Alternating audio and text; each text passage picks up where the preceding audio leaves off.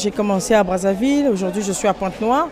En échangeant avec elle, je me rends compte qu'il y a des problèmes et qu'il mérite qu'on regarde. Maintenant, l'axe que j'ai décidé de, comme on dit, on peut dire d'attaquer, c'est surtout sur une proposition de loi, d'un projet de loi qui va pouvoir essayer de corriger là où on peut considérer qu'il y a des injustices vis-à-vis d'elle. Maintenant, est-ce que ces textes, une fois, je pense qu'ils vont être adoptés ou votés, suffiront réellement pour pouvoir régler le problème? Je ne pense pas. C'est pour ça que je pensais aussi qu'il y aura les maisons pour des veuves où elles pourraient être encadrées, parce que pour qu'elles aient en fait la connaissance de leurs droits.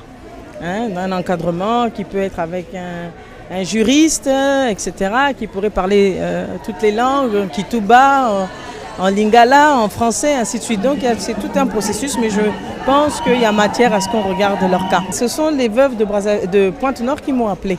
C'est-à-dire elles ont suivi attentivement ce qui s'est passé à Brazzaville et elles ont voulu que je vienne aujourd'hui aussi échanger avec elles. Donc en vérité, je suis là.